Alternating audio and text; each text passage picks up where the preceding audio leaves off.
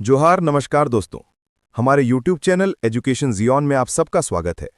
आज मैं बहुत ही खास टॉपिक आप सबके बीच लेकर आया हूं। हम सभी को जानना बहुत जरूरी है और परीक्षा के नजरिया से भी महत्वपूर्ण है। कल 15 नवंबर भगवान बिरसा मुंडा जयंती, झारखंड स्थापना दिवस, झारखंड रजत जयंती मनाया गया। साथ ही पूरे भारतवर्ष में जनजातीय गौरव दिवस का भव्य महोत्सव मनाया गया। साथ ही भारत और झारखंड सरकार द्वारा भी जनजातियों के लिए कई सारी योजनाओं का शुभारंभ किया गया। इसी जनजातीय गौरव दिवस के साथ ही आदिवासी संवाद 2025 कार्यक्रम भी शुरुआत हो चुकी है।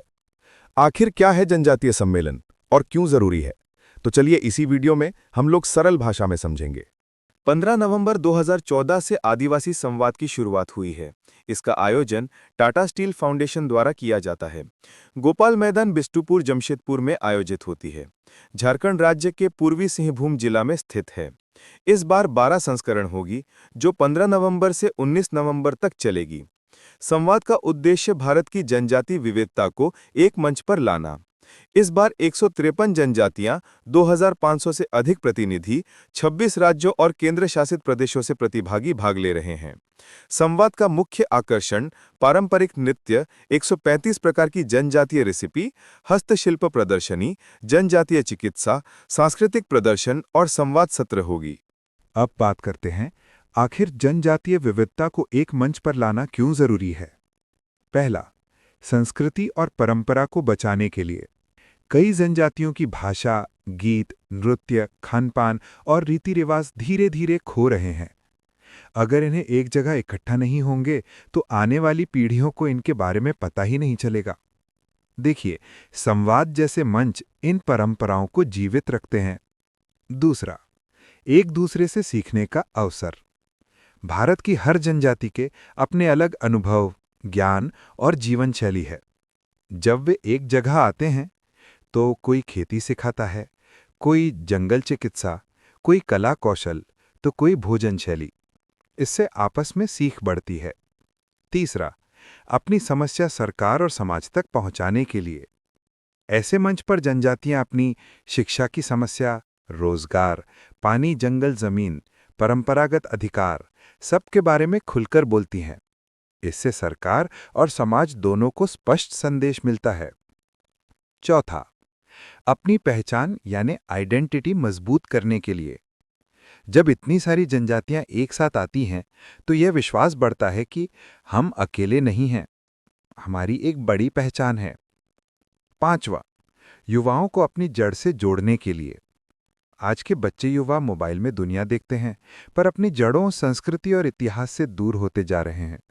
ऐसे कार्यक्रम युवाओं को गर्व महसूस कराते हैं कि हमारी भी एक समृद्ध संस्कृति है। छठवां, जनजातीय कला, नृत्य और भोजन को दुनिया तक पहुंचाने के लिए।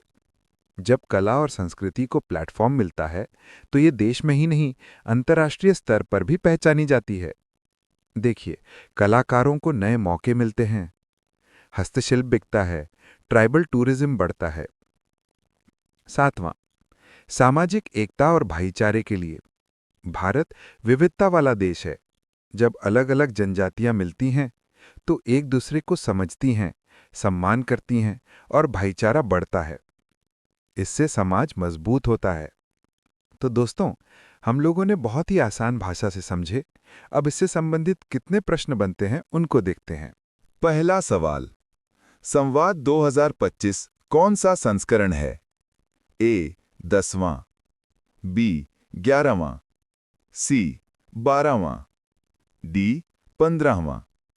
इसका सही जवाब है ऑप्शन सी, 12वां संस्करण। दूसरा सवाल, संवाद 2025 में कितने राज्यों की भागीदारी रही? ए 12, बी 18, सी 20, डी 26। इसका सही जवाब है ऑप्शन डी, 26 राज्य। तीसरा सवाल, संवाद 2025 कहां आयोजित हो रहा है? ए मोराबादी मैदान, बी टाटा स्टील स्टेडियम, सी गोपाल मैदान Regal ground, D Ranchi Kanke road. इसका सही जवाब है ऑप्शन सी, गोपाल मैदान जमशेदपुर। चौथा सवाल, संवाद किस संस्था द्वारा आयोजित किया जाता है? ए. झारखंड सरकार, बी. टाटा स्टील फाउंडेशन, सी. भारत का जनजातीय मंत्रालय, डी. झारखंड का जनजातीय मंत्रालय। इसका सही जवाब है option B, Tata steel foundation. पांचवा सवाल, भारत में सबसे अधिक जनजातियों की आबादी किस राज्य में पाई जाती है? ए. झारखंड, बी. ओडिशा, सी. मध्य प्रदेश, डी. छत्तीसगढ़। दोस्तों, इस सवाल का जवाब आप सभी कमेंट बॉक्स में जरूर लिखें।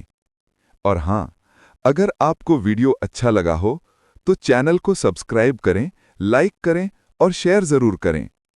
आपका एक छोटा सा सपोर्ट मुझे मोटिवेट करता है कि मैं आपके लिए और भी अच्छे वीडियो लाता रहूं। धन्यवाद। जोहार।